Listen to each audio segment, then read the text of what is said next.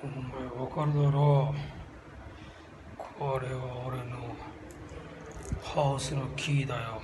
だからお前は何考えてるの？俺が貧乏か？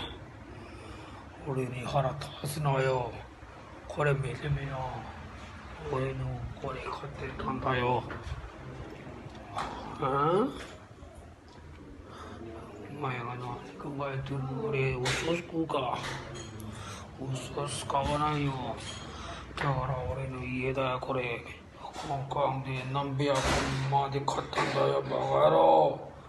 俺に腹立つたってどうするんだ？